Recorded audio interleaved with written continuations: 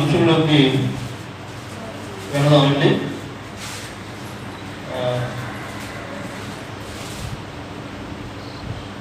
అంశం ఏంటో గుర్తుందా?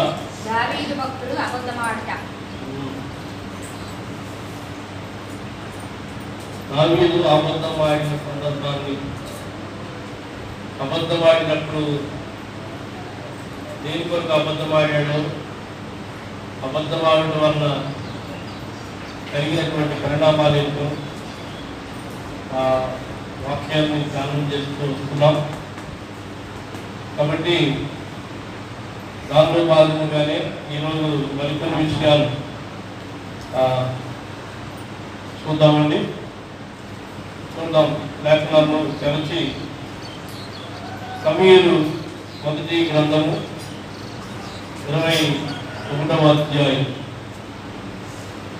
సమూయేలు మొదటి గ్రంథము 21వ అధ్యాయం,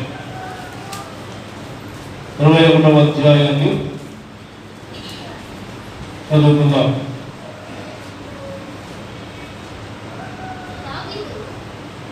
దావీదు నోబులో యాజకుడైన అహీమెలెకు నద్దకు వచ్చెను. అయితే అహీమెలెకు దావీదు రాకకు భయపడి నీవు ఒంటరిగా వచ్చితివేమని అతనిని అడుగగా, దావీదు రాజు నాకు ఒక పని నిర్ణయించి నేను నీకు ఆజ్ఞాపించి పంపిన ఈ పని ఏదో అది ఎవరితోనైనను చెప్పవద్దనేను. నేను నా పని వారిని ఒకనొక చోటికి వెళ్ళ నిర్ణయించింది. నీ యొద్ద ఏమి ఉన్నది? 5 రొట్టెలు కానీ మరి ఏమి అయినా నాకు ఉండేలా అది నాకిమ్మని యాజకుడైన అహీమెలెకుతో చెప్పగా, సాధారణమైన రొట్టె నా యొద్ద లేదు. పనివారు స్త్రీలకు ఎడమగానున్న వారైతే ప్రతిష్టమైన రొట్టెలు కావాలని దావీదుతో అనేను. ప్రభువుకు మహిమ కలుగును గాక. దయగల దేవా, మహాగణుడా, స్తోత్రార్హుడా, సర్వశక్తి మంతుడా, అద్వితీయుడా, అనంత స్తోత్రార్హుడా, గరుడా, నీ పరిశుద్ధ పాదములకు వందనాలు, కృతజ్ఞతాస్తుతులు చెల్లిస్తున్నాను. మట్టివాడను, అల్పుడును, బలహీనుడును, ఎన్నిక లేని వాడను. దేవా, నన్ను ఎన్నుకుని నీ పనిముట్టిగా, నీ పాత్రగా నిలబెట్టి వాడుకుంటున్న విధానాన్ని బట్టి నీకు కృతజ్ఞతాస్తుతులు చెల్లిస్తున్నాను స్వామి. ఈ ఆదివారం నాయనా ఉదయం మొదలుకొని జరుగుతున్నటువంటి ప్రతి ఆరాధనలో మీరు తోడుగా ఉంటున్నారు. మీరే అధ్యక్షత వహిస్తున్నారు. అయాదిలో మరి నాయన మీరు మమ్మల్ని బలపరుస్తున్నారు. మీరు బలపరుస్తున్న దాన్ని బట్టి మేము నిలబడగలుగుతున్నాము నాయన. కాబట్టి ఉదయకాల సమయం నుండి ఉదయం 5 గంటల మొదలుకొని ప్రభా ఇంచుమించు 1 గంట ప్రాంతం వరకు నిలబడిన నన్ను నిలబెట్టినట్టే ఉంచినందుకు నీకు కృతజ్ఞతాస్తుతులు చెల్లిస్తున్నాను. అయాదిలో నాయన ఉదయకాల ఆరాధనలో, అలాగే 2వ ఆరాధనలో ఈ మచిలీపట్నంలో, తిరిగి 3వ ఆరాధనలో ప్రభావితం ఆయన అయ్యా ఈ మందిరంలో ఇలా కూడి నిన్ను ఆరాధించి మహిమపరచడానికి నీవిచ్చిన మంచి సమయాన్ని బట్టి నీకు కృతజ్ఞతాస్తుతులు చెల్లిస్తున్నాను. వచ్చిన బిడ్డలందరినీ బట్టి నేను స్తుతిస్తున్నాను. మొదటి ఆరాధనలో అయ్యా పాల్పొంపులు పొంది చక్కటి వాక్యధ్యానంలో బలపడిన బిడ్డలందరినీ కూడా దీవించండి. తిరిగి 2వ ఆరాధనకు సిద్ధపడి వచ్చినటువంటి వీళ్ళందరితో కూడా మీ హస్తం ఉంచండి అయ్యా. ప్రతి ఒక్కరితో కూడా మీరు మాట్లాడండి అయ్యా. ఆత్మను ఆత్మముడి అన్నారు కనుక ప్రతి ఒక్కరి ఆత్మ మండింపబడును గాక, వాక్యముతో నింపబడును గాక. ప్రతి ఒక్కరు కూడా ప్రభువుకు ఈ మాటల చేత అయ్యా స్పందింపబడును గాక, ఆకర్షించబడును గాక, బలముగా నీ సన్నిధిలో నిలబడును గాక. నీకు స్తోత్రములు చెల్లిస్తున్నాను. ఇదిగో నాయన ఈ దినమందు ప్రభువు దావీదు జీవితంలో అయ్యా జరిగినటువంటి సంఘటనలు, ముఖ్యంగా దావీదు ఎటువంటి వ్యక్తి, ఎటువంటి వాడు అయ్యా పోయేవాడు ఎన్నో విషయాలు మేము నేర్చుకున్నాం. అయితే అంత గొప్ప వ్యక్తే ప్రభువు యొక్క సహాయం లేకుండా గొల్యాతును జయించేవాడు కాదు కదా. నీ సహాయం బట్టే కదా గొల్యాతును జయించాడు. అటువంటి వ్యక్తి అబద్ధం ఆడగలుగునా అయ్యా? కానీ అబద్ధం ఆడాడు. శివరాత్రికి అనేక మంది ప్రాణాలు కోల్పోవడానికి కారకులయ్యాడు. మంచి చేసిన వ్యక్తికి కీడు కట్టానికి నాయన. అయితే మేము కూడా ఎన్నో పర్యాయాలు అబద్ధాలు ఆడుతుంటాం. అబద్ధం వెనకాల ఎంత ప్రమాదం ఉందో గ్రహించాం. అబద్ధం వెనకాల ఏ కీడు అసలు కూడా గ్రహించుకోకుండా అబద్ధం ఆడటానికి వెతుక్కోకుండా అబద్ధాలు ఆడేస్తా ఉంటాం. ఎన్నో పర్యాయాలు అబద్ధం ఆడుతున్నాం. అబద్ధికులు మనలో అగ్నికొండలో ఉంటారని నీ లేఖనాలు మాటి మాటికి చెప్తున్నప్పటికీ గ్రహించగా మా ఇష్టానుసారముగా చిన్నదానికి పెద్దదానికి కష్టానికి కూసదానికి ప్రతిదానికి అబద్ధాలు ఆడుతూనే మేము బ్రతికేస్తున్నాము ఆయన. అబద్ధము చాలా ప్రమాదమని, ప్రభావితం అబద్ధం ఆడటం వల్ల కొన్ని కుటుంబాలు కూలిపోయాయని, అబద్ధం ఆడటం వల్ల ప్రభా 85 మంది యాజకులు చనిపోయారని దేవాదిగో తండ్రి తీసుకుంటున్నారు. మీ లేఖనాల ద్వారా మీరు మాతో మాట్లాడుతున్నందుకు నీకు స్తోత్రాలు.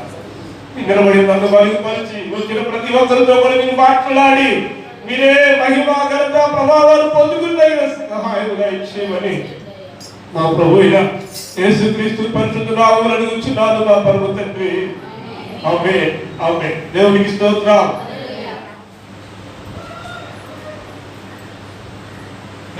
గమనించండి, పోయిన వారంలో దావీదు అబద్ధమాడినటువంటి దాన్ని బట్టి మేలు చేసినటువంటి వ్యక్తికి కీడు లేక మేలు కలిగినటువంటి దావీదు సేవకులందరికీ మేలేం చేశాడు అక్కడ ఉన్నటువంటి అభిమేలు. రెండోది అక్కడ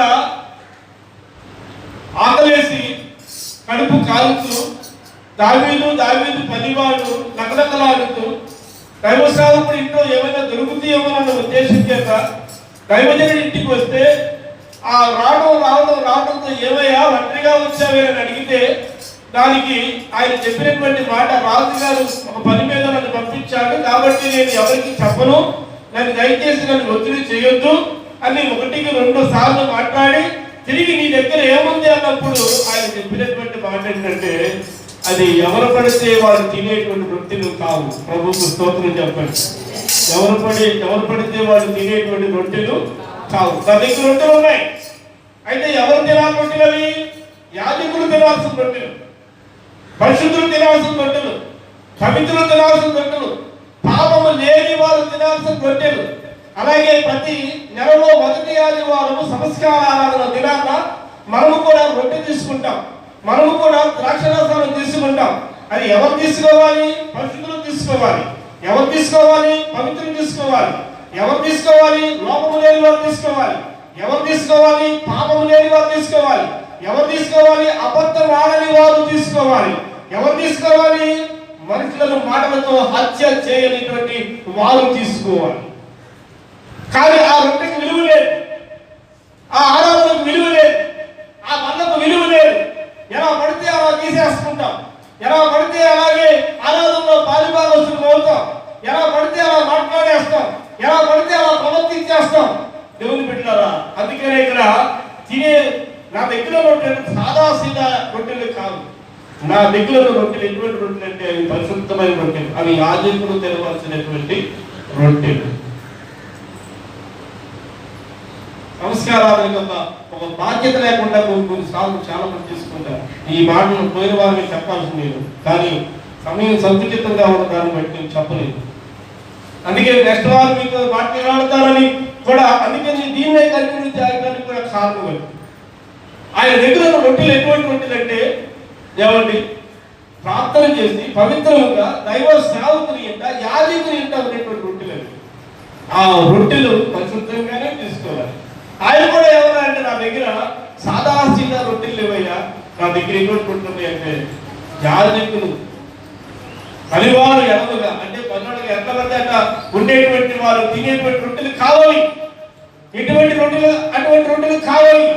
అవి చాలా పరిశుద్ధమైన రొట్టెలు. కాబట్టి పనివారికి దూరముగా ఉంటే ప్రభుత్వ మహిమ కలుగునుగా. వింటున్నారా? అట్టి వారికే ఆ రొట్టెలు ఉపయోగపడతాయి, కానీ మిగతా వాళ్ళు ఎవరు పడితే వాళ్ళు తింటారు. చాలా మంది ఏం చేస్తారంటే, ద్రాక్షరసం ఉంటే మిగిలితే తాగేందుకు వస్తారు. కొద్దిగా మిగిలితే అది మిగలబడింది ఎవరికంటే, ఆ మిగలబడిన దాని విషయంలో ప్రార్థన చేస్తాడు. సార్ ప్రభా, ఈ మిగలబడింది ఎవరికి సిద్ధపరుస్తారు? ఎవరికంటే నూతనముగా రక్షణ పొందితే కనుక వారికి సిద్ధపరు, అందుకే దాన్ని మిగులుస్తారు. అందరికీ సరిపెట్టే కాదు, అంతా సరిపెట్టకూడదు, ఇంకా మిగలాలి. భోజనం చేసిన తర్వాత కాస్తంత మిగిలేటట్టుగా వండుకోవాలి. చాలా మంది ఏం చేస్తారంటే అరగెత్తే వండుకుంటారు, చాలా తప్పు చేస్తారు.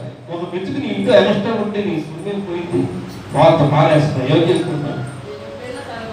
చాలా మంది ఇళ్ళలో ఏం చేస్తారంటే అన్నం కూడా చాలా కరెక్ట్గా వండుకుంటారు. ఎంతమంది ముగ్గురే, ఐదుగురే, ఆరుగురే, అంతకు మించి ఒక మెతుకు కూడా కాకి కూడా పెట్టలేదు మనస్తత్వం, కాశీతనం అంటారు. దేవునికి స్తోత్రం చేస్తారు. ఏ తనం?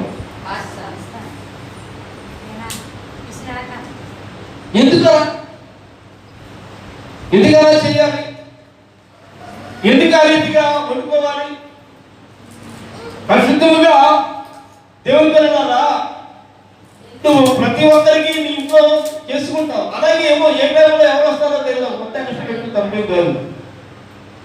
లేదా కలిపి ల్యాండ్లో అని కూర పచ్చలో ఏదో కలిపి ఈ కాపులో పట్టులో ఏవో తింటాయి, ఏమవుతుంది, అది కూడా పుణ్యమే, అది కూడా పుణ్యమే, పాపం మాత్రం కాదు. అయితే ఇక్కడ కూడా దైవసంలో ఉన్నాయి ఏంటంటే ఎటువంటి రొట్టెలు అంటే చాలా పరిశుద్ధమైన రొట్టెలు. అవి ఎవరు పడితే తినే రొట్టెలు కాదు, అవి కేవలం పరిశుద్ధులు మాత్రమే తినే రొట్టెలు, యాజకులు మాత్రమే తినే రొట్టెలు. అలాంటి రొట్టెలు నా దగ్గర ఉన్నాయి. అబద్ధం ఆడుతూ రొట్టె ఎలా తింటాం?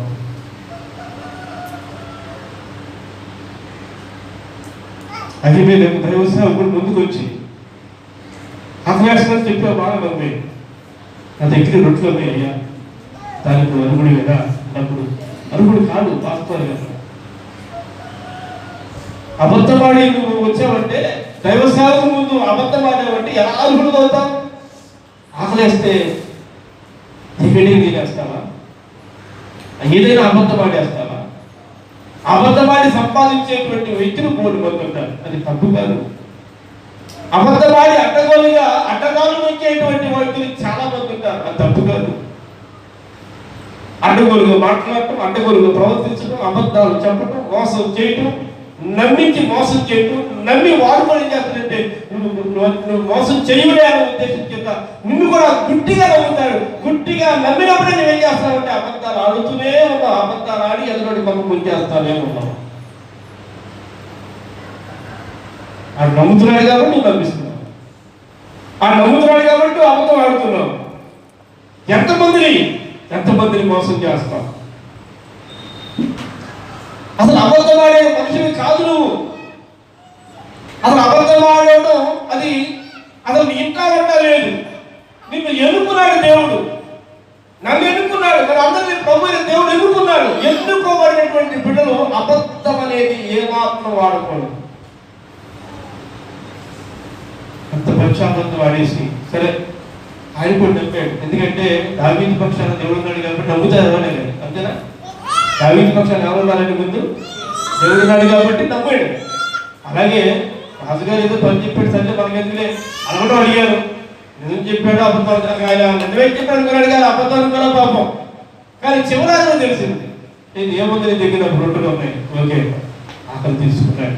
మరొక అబద్ధం, నేను వస్తా ఏ అడ్డమైన ఏ ఆయుధమైన పట్టుకున్నాను. అసలు నీకు అడ్డంతా పర్లేదు, ఎందుకంటే దేవుడే నీ చేతిలో కత్తి. ప్రభుత్వం మహిమ కలుగులు కాక.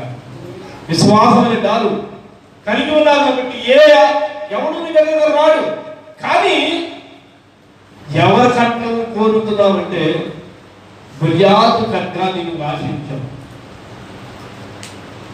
ఎవరి ఖడ్గానండి చెప్పండి? గుళ్యాతు ఖడ్గాన్ని నువ్వు ఆశించావు. ఒకటి కాదు, రెండు కాదు, ఇలా అబద్ధాలు చెప్పడం వల్ల అటువంటి సమయంలో దేవుని బిడ్డలారా 9వ వచనం 22వ అధ్యాయం సమూయేలు గ్రంథం 9వ వచనం చూద్దాం. సరిగా 22వ అధ్యాయం 9వ వచనం. అప్పుడు ఏదోమీయులకు దోయగు సౌలు సేవకుల దగ్గర నిలిచి ఉండి యెషయా కుమారుడు పారిపోయి నోబులోని అహీటాబు కుమారుడైన అహీమేలకు దగ్గరకు వచ్చినప్పుడు నేను చూశానండి. అహీమేలకు అతని పక్షముగా యెహోవా యొక్క విచారణ చేశానండి, ఆహారం పెట్టానండి, ఫిలిష్తీయుల గొలియాతు ఖడ్గాన్ని అతనికి ఇచ్చాడండి, ఇదంతా నేను చూశానండి అన్నాడు. నేను చూడలేదు అనుకుంటున్నావేమో, ఎవరో ఉన్నాడు, నువ్వు పలానా వారింటికి వెళ్ళావు నేను చూశాను, పలానా వ్యక్తితో నువ్వు మాట్లాడావు నేను చూశాను, నువ్వెవరుకుంటావంటే నన్ను ఎవరు చూడలేదు అనుకుంటావు, నువ్వెవరుకుంటావంటే నేను ఎవరికి దోషం లేదు అనుకుంటున్నావు. నువ్వు దొంగతనం చేసినా, పాపం పని చేసినా, మోసం పని చేసినా, అబద్ధమాడినా నన్ను ఎవరు చూడలే, నేను చాలా జాగ్రత్తగా నడుస్తున్నానే అని చెప్పి అనుకుంటున్నావు. కానీ నిన్ను ఎక్కడో ఒకసారి నుంచి ఎవరో ఒకరు చూడకపోను, ఎవరో ఒకరికి ఏదో ఒక రోజు చెప్పుకోపోను.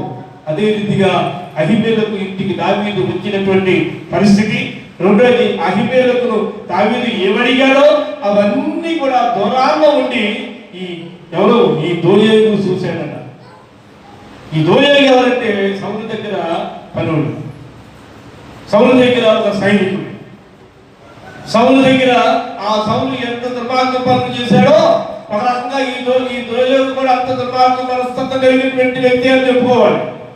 అయితే ఇతను చూసింది మర్చిపోకుండా ఇతను చూసినవన్నీ కూడా తిరిగి సౌలు దగ్గరికి వెళ్ళి, అయ్యా నోబులోకి వెళ్ళి అక్కడ అహీమేలకు ఇంటికి అంటే నేను చూశాను, అహీమేలకు ఇంటి దగ్గర రొట్టెలు అడిగడం నేను చూశాను, రెండోది ఆ గొలియాతు ఖడ్గాన్ని అడగడం కూడా నేను చూశాను, ఇవన్నీ నేను చూశాను అని చెప్పి దేవుని బిడ్డలారా సౌలుతో ఈ దోయేగు చెప్పినప్పుడు అప్పుడు సౌలు ఆలోచించడం మొదలుపెట్టాడు. అంటే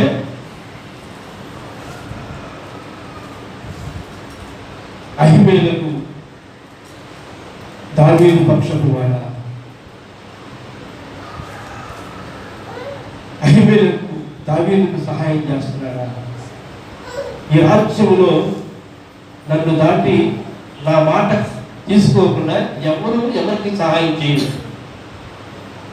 ఆ రాజ్యంలో సౌలు పరిపాలన టైంలో ఎవరు కూడా సహాయం చేయడానికి వీల్లేదు, ఏ వ్యక్తి కూడా సహాయం చేయడానికి వీల్లేదు, ఏ వ్యక్తి కూడా చేర్చుకోవడానికి వీల్లేదు, ఏ వ్యక్తి కూడా అన్నవాగ్రాస్తుంటే ముద్ద పెట్టడానికి వీల్లేదు. అటువంటి కఠినమైనటువంటి పరిస్థితి పారిపోతూ దావీదు దేవుని బిడ్డలారా అలా నోబుకి వెళ్ళిపోతే నోబులో అహీటాబు కుమారుడు అహీమేలకు యాజకత్వంలో ఉంటుండగా ఆ యాజకుడైనటువంటి అహీమేలకు ఆ ప్రాంతంలో అబద్ధవాడి రొట్టెలను అబద్ధవాడి ఖడ్గములు తీసుకున్నటువంటి పరిస్థితి అంతా దోయేగు చూసి దోయేగు ఉన్నసాటం ఉండకుండా తీసుకుని వెళ్ళి ఎవరికి చెప్పాడంటే సౌలుకు చెప్పాడు. ఎప్పుడైతే సౌలుకు చెప్పాడో చెప్పినటువంటి వెంటనే ఆ సౌలు ఏమండి అహీమేలకును పిలిపించాడు. ప్రభుకు స్తోత్రం. అందరూ గట్టిగా చేతులెత్తి స్తోత్రం చెప్పండి, అందరూ మరోసారి స్తోత్రం చెప్పండి. పంపించాడు. ఎప్పుడైతే పంపిస్తాడో పంపించగానే వాడు చూపిస్తాడు. మీకు 22వ అధ్యాయంలోనే ఒక్కసారి చూద్దాం, 16వ వచనం.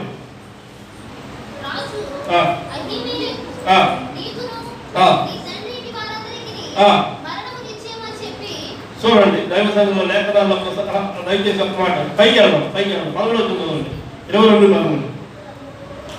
నీవు యెషయా కుమారునికి ఆహారమును ఖడ్గమును ఇచ్చి అతని పక్షమున దేవుని యొక్క విచారణ చేసి అతడు నా మీదికి లేచి నేడు జరుగుతున్నట్టు పొంచి ఉండుటకై అతడు నీవును జతకూడితే లేవని అడుగగా. అంటే నువ్వు మన ఇద్దరు కలిసిపోయాడు అనమాట. మీ ఇద్దరు కలిసి నాకేదో చేద్దామని నన్నేదో చేద్దామని నా మీద ప్లాన్ వేస్తున్నాడు అనమాట. దావీదు అంటే నాకు పడదు, దావీదు అసలు నాకు నచ్చడు. ఎప్పటికీ దావీదు ఈ సౌలుకు నచ్చడంటే అక్కడే ఎప్పుడైతే గొలియాతును సంహరించాడో, గొలియాతును ఎప్పుడైతే పడగొట్టాడో అప్పటి నుంచి గొలియాతుకు సంబంధించినటువంటి జనాల్లో సౌలు ఎక్కువగా అందరూ కూడా హెచ్చించారు కాబట్టి, ఆయన్ని కనపరిచారు కాబట్టి, ఆయన చాలా మంచోడు, గొప్పోడు, ఆయనతో దేవుడు దావీదుతో ఉన్నాడు కాబట్టి అంత వాడిని కూలగొట్టాడని చెప్పి మాట్లాడినటువంటి మాటను బట్టి అక్కడ రావాల్సినటువంటి ఘనత ఎక్కువగా దావీదుకు వచ్చింది, నాకు రాలేదనుకోండి ఈర్ష్య చేత అప్పటి నుంచి ఏదో ఒక రకంగా దావీదును పక్కన చేయాలని ప్లాన్ చేస్తాడు సౌలు.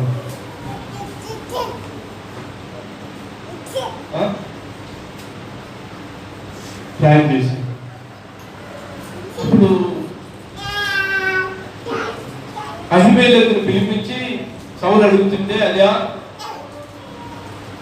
దావీదు చాలా గొప్పడు, చాలా మంచోడు, చాలా ధనుడు, అంత గొప్పవాడు కాబట్టి, అంత మంచోడు కాబట్టి మరి అతను లోపం లేదన్న ఉద్దేశం చేత, అక్కడ కూడా నీ మనిషి చేయాలన్న ఉద్దేశం చేత అతనికి నేను హెల్ప్ చేశాను. అతని మించి మరొకటి ఏది కాదని చెప్పినప్పుడు కూడా, లేదా మీరు నువ్వు రెండు రోజులు దావీదు ఇద్దరు కూడా కుంభకం అయిపోయారు, మీరిద్దరు కలిసిపోయారు, మీరిద్దరు ఒకటైపోయి నా మీద ఏదో చేద్దామని ప్రయత్నం చేశారు అని కన్యాభా చేసి దేవుని బిడ్డలారా అహిమేలెకు మీద పగపట్టడం, రెండోది అహిమేలెకు చంపమని అక్కడ ఉన్నటువంటి పనివారికి ఆజ్ఞాపించడం. ఎప్పుడైతే పనివారికి ఆజ్ఞాపించారో పనివారు భయపడ్డారు. దైవసావుని కలగకూడదు, దైవజనుడికి కత్తి దుయ్యకూడదు, దైవజనుడిని చంపడం అది చాలా నేరం. దేవుని సన్నిధిలో దీని లెక్క అప్పు చెప్పుకోవాల్సిన అవసరం ఉంటుంది. కాబట్టి ఎందుకు తప్పు చేయాలి, ఎందుకు నేను దావీదు అహిమేలెకు యాజకుడైనటువంటి ఆ యాజకులందరినీ కూడా సంపని చెప్పి ఎవరికంటే తల వంచుకుని నిలబడితే, సమటంలారా దత్తమల్లారా మీరు తినడానికే సరిపోతారు కానీ నేను పని చేయగా మీరు అన్న ఉద్దేశంతో వాళ్ళ కాదని తోయేకుని వాడు అంటాడు, నువ్వే వాళ్ళని కల్పిస్తే అన్నప్పుడు ఈ యాజకుడు కూడా తిరగబడ. దేవుని స్తోత్రం. యాజకుడు అనబడేవాడు తిరగబడేవాడు కాదు. అవసరమైతే యేసుక్రీస్తు ప్రభు వారిని కత్తితో మరుడు అనేటువంటి ఒకడు నడిపిస్తే, ఒకరు పట్టుకోకపోతే అంటే యేసుక్రీస్తు పట్టుకుని దొంగలాగా ఆ గిద్దెమనే వరవలో నుంచి బయటికి లాక్కుపోతా ఉంటుంటే పేదరమ్మా ఏమండి అతను కొట్టాడేమో కానీ యేసుక్రీస్తు ప్రభు వారు ఏమాత్రం కూడా చెయ్యి చేసుకోవాలి. పక్కన దేవుని స్తోత్రం. యాజకులు అనబడేటువంటి వారు అవసరమైతే పన్నులు తినాలి కానీ ఎదుటి వ్యక్తిని తట్టకూడదు. అవసరమైతే యాజకులు అనబడేటువంటి వారు చిట్టులు తినాలి కానీ ఎదుటి వాడిని తట్టకూడదు. యాజకులు అనబడేటువంటి వారు ప్రతిదీ భరించగలగాలి కానీ ఎదుటి వాడిని ఏమాత్రం కూడా దూషిస్తా చిన్న విషయాన్ని చెప్పి ముగిస్తాను. దీన్నే కంటిన్యూ చేస్తాను. ఇదే కంగారు పడదు, ఎందుకంటే టైం కొంచెంగా ఉండగలం. ఈరోజు ఉదయకాల ఆరాధనకి తర్వాత 5 గంటల ఆరాధనకి మన సంఘం శాలేం ప్రార్థన మందిరానికి వెళ్ళినప్పుడు ఫ్యామిలీ రాలి ఒక కుటుంబం రాలి, అన్ని కుటుంబాలు వచ్చాయి కానీ ఆ కుటుంబం ఎప్పుడు ప్రార్థన కాదు. ఎనీ టైం అంతకుముందు తెలియని రోజుల్లో మాత్రం ఎగ్గొట్టేవాళ్ళు కానీ వాక్యం తెలిసిన తర్వాత, ప్రార్థన అనేది తెలిసిన తర్వాత, వాక్య అనుభవం పొందిన తర్వాత ఏ రోజు కూడా మిస్ అవ్వని కుటుంబం ఏదంటే ఆ కుటుంబమే. అయితే ఈ రోజు ఆ కుటుంబం రాలా. అందరిని చూశారు, అందరిని చూస్తే అందరూ కనపడుతున్నారు. ఆ కుటుంబం రాలా. ఆ కుటుంబం కనపడినప్పుడు అడిగాను, ఏంటమ్మా పలానా వాళ్ళ కుటుంబం రాలేదన్నప్పుడు, అయ్యా గొడవ జరిగింది, అందుకని వాడు చాలా మనస్తాపం చెందారు, చాలా బాధతో ఉన్నారు, అందుకే వాళ్ళు రాలేకపోయి ఉండొచ్చు అని చెప్పి బాగా చెప్తే ఆరాధన ముగించిన తర్వాత నేను నా కుమారుడు ఇద్దరు కలిసి ఆ ఇంటికి వెళ్ళాను. ఆ ఇంటికి వెళ్ళినప్పుడు రెండయ్యా అని చెప్పి ఆహ్వానించారు, కూర్చున్నాం. కూర్చున్న తర్వాత ఏదమ్మా ఏం రాలేదు, ఏంటమ్మా ఏం రాలేదంటే, అయ్యా ఏం జరిగిందయ్యా అంటే, మా అమ్మ వాళ్ళ వాడకంలో మా గేట్ ట్యాంక్ వచ్చింది, మంచినీళ్ళ ట్యాంక్ వాటర్ ట్యాంక్ వచ్చింది. ఆ ట్యాంక్ వచ్చినప్పుడు మా అమ్మ ఎట్లా పొద్దున పట్టి టిఫిన్ ఏదో చేసుకుని అమ్ముకుంటుంది కాబట్టి ఆ నీళ్లు పట్టడానికి అవకాశం లేదు. అందుకే మా అమ్మకు సహాయం చేద్దామని నేను నీళ్లు పట్టాను. నీళ్లు పట్టి మా అమ్మ తొట్టులో కానీ ఇంట్లో బిందులు కానీ అవన్నీ కూడా తిప్పేసాను. నేను మా భార్య అయిపోయింది, ట్యాంక్ కూడా వెళ్ళిపోయింది. తిరిగి మళ్ళా రెండో ట్రిప్ ట్యాంక్ వచ్చింది, నా ఏరియాకి వచ్చింది, నాకు అంటే నా రోడ్లోకి వచ్చింది. ఇంతకుముందే మా అమ్మ రోడ్లో వచ్చింది, ఇప్పుడు రెండోసారి నా రోడ్లోకి వచ్చింది. నా రోడ్లోకి వచ్చింది కాబట్టి మళ్ళీ నేను ఆ ట్యాంక్ దగ్గరికి లైన్లో నిలబడి నీళ్లు పట్టుకుని ఉంటే అలా మట్టిగా మళ్ళీ కొద్ది పడుతున్నావు ఏంట్రా అన్నాడంట. అది అటు సైడ్ కాబట్టి మా అమ్మ అక్కడ ఉంటుంది కాబట్టి మా అమ్మ వాళ్ళు పట్టుకుంటే టైం లేదు కాబట్టి వాళ్ళకి నేను సహాయం చేస్తాను. ఇది నా ఇంట్లో లేదు, నా రోడ్లో ఈ వీధిలో పెట్టున్నాను కాబట్టి నేను పట్టుకుంటాను, అంతేగాని ఇక్కడ అక్కడ అక్కడ 2 సార్లు పట్టుకోలేను, నాకు అవసరం లేదు అని చెప్పి మాట్లాడుతున్నాను. నేను ఎవరు నమ్ముతున్నావా, నాటకాలు దొరుకుతున్నావా, ఇదుపుతున్నావా అని చెప్పేసి ఆ ట్యాంక్ దగ్గర బిద్దులు పెట్టుకుని కొట్టేస్తున్నారు. సరే వాళ్ళు వచ్చారు, వీళ్ళు వచ్చారు, సరే ఇప్పుడు ట్యాంక్ వాళ్ళు కూడా నిలబడకుండా వెళ్ళిపోయాడు. ఎందుకని ఆ టైంలో వాళ్ళు కూడా కొడతారు కదా ట్రైన్, వాళ్ళు కూడా వెళ్ళిపోయినాక సర్దుపడి అంతా చేశారు. తర్వాత ఆ కుర్రాడు బయటకు వెళ్ళాడంట. బయటకు వెళ్తే వాడు కాపు కాసేసి 3-4 కుర్రాడు చెప్పుకోలేని తప్ప 1 కాదు 2 కాదు ఎనకొట్టేశారు. ఒకప్పుడు అతను ఆ కుర్రాడు వరసతను తెలుసు. ఎటువంటి వరసతను ఎవరైనా చిన్న మాట అంటే సార్ పడేవాడు కాదు. ఆవేశపడిపోయి ఆయన చంపేయటము, ఇటు చంపి చచ్చిపోవటం, ఆయన కుట్టేయటము, ఇటు కుట్టేయటం, ఏదో ఒకటి జరిగేది. అంత ఆవేశపడుతుంది, పూర్వ మనస్తత్వం ఉండేది కాదు, చిరుగుపడుతాడు, అంత రెవల్యూషన్ అనమాట. అంత రెవల్గా ఉండేటువంటి ఆ వ్యక్తి ఇప్పుడు దేవుని వాక్యంతో, దేవుని సన్నిధి సహవాసమును బట్టి అతడు దేవుడైపోయాడు, సాత్వికుడైపోయాడు. నిమిత్తుకుంటున్నావు పడుతున్నప్పుడు అన్నప్పుడు నా చేతులు దేవుడు తగ్గించాడు. నేను మునుపుట్లాగా విజృంభిస్తే ఎప్పుడూ నా ముందు నిలబడేవాడు కాదు. కానీ దేవుని వాక్యం చెప్పింది సహించమన్నాడు. నా ప్రభువు నాకు తల్లి పెట్టాడు. నేను చేసిన పాపాలను బట్టి ఆయన శివుల ప్రాణం పెట్టాడు. వాక్యం ఎందుకు మీరు చెప్తున్నారన్నా, ఇంతకుముందు నాకు వాక్యం తెలియదన్నా, చర్చలోకి వచ్చేవాడు కానీ అంతకుముందు కొన్ని సంవత్సరాల వచ్చేవాడు కానీ అంత నాకు వాక్యం అర్థమయ్యేది కాదన్నా. కానీ మీరు వచ్చే కానీ మీ మాటలు వింటూ నా ఆత్మను ఎప్పటికప్పుడు సిద్ధం చేసుకున్నానన్నా. నేను భూమి మీద ఇక్కడ మనకున్నట్టుగా ఉండదలుచుకునేదన్నా. గొడవలు, పోట్లాట్లు, అబద్ధాలు ఇవన్నీ నాకు అంతా అవన్నీ కూడా ఏనాడు విడిచిపెట్టేశానన్నా. ఏదో నా పనులు నేను చేసుకుంటున్నాను, ఉన్న పని చేసుకుంటున్నాను, వస్తే రూపాయి వస్తున్నాను, దాంతో తింటున్నాను, బతుకుతున్నాను, అంతకుమించి నేను గొడవతో కట్టలేదన్నా. నువ్వే చెప్పావు ఆ రోజు తిరగబాటు చేయదురా, మొట్టకూడదురా, మన దేశ ప్రభు సహించాడు, భరించాడు అని చెప్పి ఎన్నో పర్యాలు మీరు సరిలో లేనటువంటి వాక్యం చెప్తారు కదా. సహనము కలిగి ఉండమని చెప్పాను కదా. అందుకే నా చేతులు దేవుడు కట్టేశాడన్నా. ఇప్పుడు రోడ్ అయితే కనుక ఎవరు నాకు చనిపోయి ఆయన తెచ్చుంటాడు, బాగుగా మంచి బలంగా ఉంటాడు. అది చిన్నట్టు కాదు కదా, ఏం కాదు, పట్టేలోడు తిరుగుబాటులోడు కాదు. అంత ఆవేశంతో ఉండేది. నాకు తెలిసి నేను పెడవలో మొత్తగా అంటే ఆ ప్రాంతంలో వెళ్తున్న దినాల్లో అలా ఎంత భయంకరంగా ఉండేవాడు. ఆ నాన్న కూడా అంత భయంకరంగా తన కొట్టి రెండోదంట పిచ్చి పిచ్చి ఉరాను పెట్టినారు చేతులు గారు. ఆ చేతులతో తల మీద అంత గుమ్మ తీసేసి ఆ వ్యక్తిని ఆ నెత్తి మీద పడుతుంటే నెత్తంతా ముప్పి కట్టేసినట్టుగా రాత్రి నిద్రపోలేదట, కంటి మీద నిద్రలేదట. భార్య కొట్టారట ఇంటి దగ్గర, పంపు దగ్గర. ఆడవాళ్ళందరూ కలిపి వాళ్ళందరూ కలిపేసి రౌడీజం చేస్తారన్న, రౌడీజం చేస్తారు. ప్రార్థనకి వెళ్తారా అంటే వెళ్తారన్నా, అన్ని వెళ్తారా మనం చేసి ప్రార్థనకి వెళ్ళేవాడికి నీకు అంత రోషమా, తగ్గింపు లేదా, సహనం లేదా? ఎంత భయంకరమైనటువంటి ప్రజలు, మనుషులు సమాజంలో ఉంటున్నారు.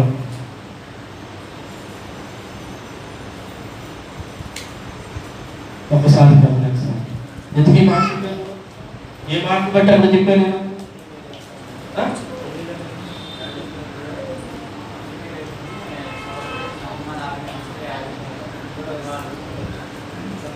సంపత్తున్నది కారణం ఏంటంటే సంపమని అన్నప్పటికీ కూడా సంపడానికి అతను మన చేతులు కట్టేసి ఉండాలి. చెడు పని చేయడానికి మన చేతి అనుకోడు, మంచి పని చేయడానికి చెయ్యి సాపు కానీ, ఈ చెయ్యి మంచి పని చేయడానికి ఉపయోగపడాలి కానీ చెడు పని చేయడానికి ఎప్పుడు కూడా దేవుని బిడ్డ చెయ్యి ముందుకు వెళ్ళకూడదు. అందుకనే వాడు జ్ఞానం కలిగినాడు కాబట్టి ఎవరిని ఆ యాజకులను సంపదించుకోవాలి. చూడండి, రాజు సేవకులు యెహోవా యాజకులను పాపము చేయ నమ్మక ఉండక రాదు. నీవు ఈ యాజకుల మీద పడు. నువ్వన్నా పడరా, నువ్వు నాకు నమ్మవచ్చు. నువ్వన్నా యాజకులందరినీ కూడా ఏ ఒక్కరిని బతకడానికి వీల్లేదన్నప్పుడు 85 మంది యాజకులు ఎదోమీయుడైనటువంటి దోయేగు యాజకుల మీద పడి ఎఫోదు ధరించుకొని 85 ఆ దినమున హతము చేసి ఒక అబద్ధం. ఎంతమందిని చంపేసిందో చూసారా? ఎంతమంది పోయారు? వాళ్ళందరూ పరిశుద్ధులు. ఆ యాజకులందరూ కోపము లేని వారు, యాజకత్వం చేసేవారు. కొన్నిసార్లు ఇరికిచ్చేస్తారు, సాహుకుడిని కూడా ఇరికిచ్చేస్తారు. ఆ తప్ప ఆయన మాట చెప్పారంటే ఆయన దూరంగా ఉంటాడు. వాళ్ళకు మంచిది కాదని దూరంగా ఉంటాడు. లేనిపోయినటువంటి విషయాల్లో ఆయన కొంతమంది ఇరికిచ్చేసే వాళ్ళు కూడా ఉంటారు. గతంలో కూడా నేను కూడా ఎన్నోసార్లు ఇరికిపోయాను. గతంలో కూడా ఎన్నోసార్లు ఇరికిపోయాను, తప్పు చేయకపోయాను. నాకు ఎవరు తెలుసా? ఇరికిచ్చినోడిదా ఇరుక్కునోడిదా? ఇరికిచ్చినోడిని దేవుడు చాప చేస్తాడు. ఏదో పోయారు, ఆయన చనిపోయారు. 60 మంది పోయారు. కానీ తర్వాత జరిగినటువంటి పరిణామం చాలా భయంకరంగా ఉంటుంది. దేవుడి చిత్తమైతే ఆ సంఘటనలో ఆ విషయాలు మరొక వారంలో లేక దేవుడి చిత్తాన్ని బట్టి ఏదో సమయంలో ఆ మాటలను ముందుస్తాను. కాబట్టి అబద్ధం అనేది దయచేసి ఎప్పటికీ కూడా ఆడద్దు. అబద్ధం ఆడడానికి కాదు, అబద్ధం ఆడడానికి నేను నరుడు కాదు అంటాడు మాట. అబద్ధం ఆడడానికి నేను నరుడును అంటే ఏంటి? నరుడు అబద్ధాలు ఆడతారనే. అబద్ధమాడు ప్రతి వాడు మంటూ అగ్నిగుండములో పాలు పొందుదురు. దేవుడి మాటలు దీవించునుగా. అందరూ కూడా పాట పాడుతుండగా